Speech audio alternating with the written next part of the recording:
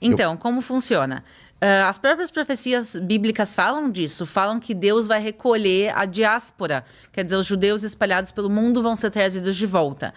Isso em hebraico se chama kibbutz galuyot, quer dizer, os grupos de diáspora espalhados pelo mundo vão voltar. É uma profecia bíblica e a gente tem visto isso acontecer. E por isso existe a lei que se chama a lei do retorno, que permite judeus retornarem a Israel. Agora, como a lei foi feita, é interessante. A lei é baseada na lei de Nuremberg, que é uma lei nazista. Vamos lá. O que isso quer dizer? Segundo as leis, quando os nazistas decidiram exterminar 6 milhões, quer dizer, eles decidiram exterminar bem mais, mas conseguiram exterminar 6 milhões de judeus, eles tinham que determinar por lei quem era judeu e quem não era. Eles determinaram que quem era judeu ou descendente judeu até a 3ª geração. Ok. Então, eles estabeleceram eles isso. estabeleceram isso. Por isso crianças também eram... Sim, o nazismo matou um judeu durante o Holocausto que se convertia ao cristianismo, ou que se converteu antes, também era morto. Quem tinha só o pai, ou só a mãe, ou só um avô, também era morto. Crianças, idosos, todo mundo. Então, a lei do retorno, ela foi feita pouco tempo depois do Holocausto. Quer dizer, o Holocausto termina em 45, 47, 2 anos depois se aprova a criação do Estado, 1 ano depois disso se cria o Estado. E por isso a lei do retorno, ela tem a mesma base. Judeus e descendentes de judeus até a 3ª geração, mais convertidos ao judaísmo. Então, convertidos exatamente, o judaísmo, desde os tempos bíblicos, aceita a conversão. Ruth é um dos grandes exemplos, quer dizer, Ruth, ela se converte e da linhagem dela vem justamente o rei Davi. Então, até os dias de hoje, Israel, obviamente, aceita também quem se converte ao judaísmo como judeu pleno e pode retornar, tendo ou não ascendência. Então, se tu descobrir que há 300, 400 anos atrás tua família tinha origem judaica, hoje em dia não serve para a lei do retorno. Como a sua mãe, por exemplo. Sua família materna é de Cohen, né? Sim, minhas duas famílias são... Toda a minha família são judeus. Que tribo da tribo de Levi, é isso? Exatamente. Toda a minha família, tanto o lado paterno como o materno, todo mundo é judeu. Mas o lado materno, além de serem judeus, eles também são descendentes da tribo de Levi, da família de Cohen.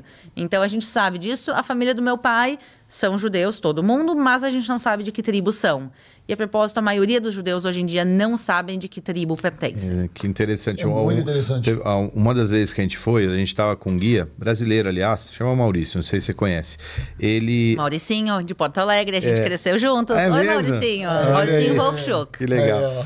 Todo mundo se conhece lá dos brasileiros. Ele é um amor, E ele não... Ele se recusava a subir na esplanada porque ele não sabia a ascendência dele. E caso ele não fosse da ascendência levítica, ele não podia estar naquele lugar. Então ele fala, por garantia, eu não vou até aquele lugar que é mais perto do que seria o templo, ou alguma coisa assim, né? E você conseguiu, no teu caso, rastrear isso?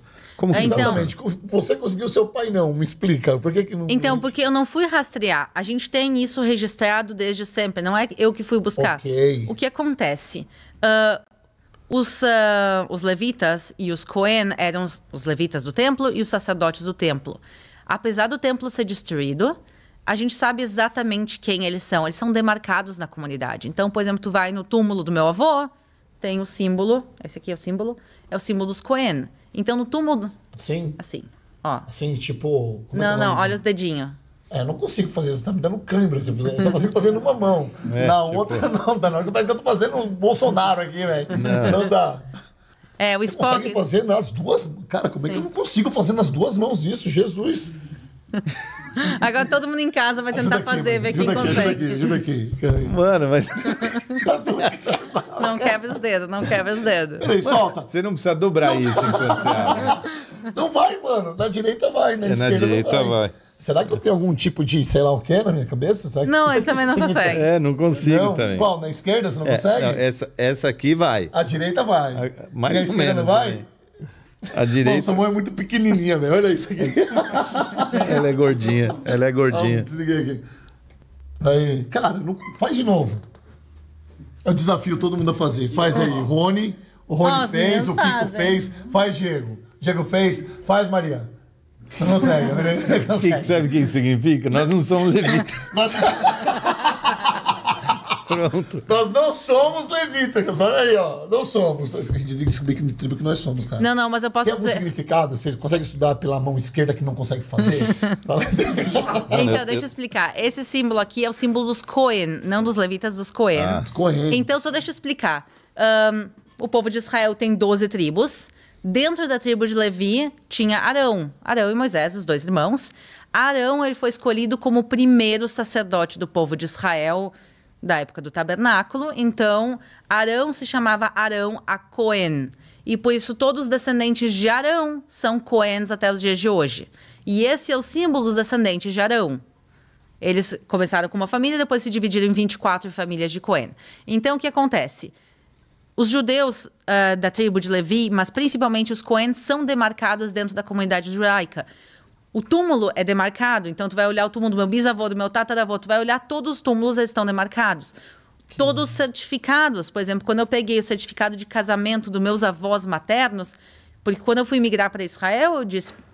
Olha, eu sou judia, eles disseram, ok, prova, você tem que provar, tem documentação. Então, eu fui, busquei a certidão de nascimento, a certidão de casamento dos seus avós. Dos meus avós maternos. Okay. Eu fui e levei, e lá na certidão tá marcado, a Cohen, quer dizer, tanto marcado a minha avó como o meu avô, porque os dois são.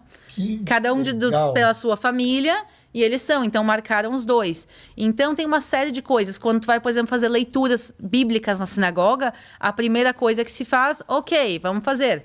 Quem é Cohen aqui? Os Cohens eles têm precedência na leitura. Depois os levitas e depois o resto da comunidade. Então é interessante que tem tantas coisas que demarcam que a pessoa sabe...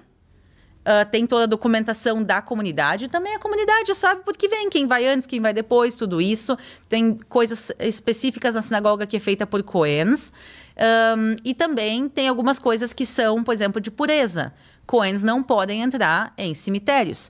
Quando eu fui fazer uma viagem à Polônia de estudos, que a gente foi para câmaras de gás, a gente foi para locais do Holocausto, tinha gente, era um grupo, todo mundo era judeu, e tinha alguns que eram Cohen. E daí eles, no início da viagem, perguntaram, ok, quem são os Cohen? E daí os Cohen disseram, ó, aqui vocês não podem entrar.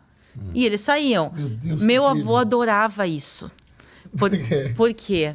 Ai, Jacó faleceu, não sei quem. Tu vai lá no velório. Ai, eu não posso.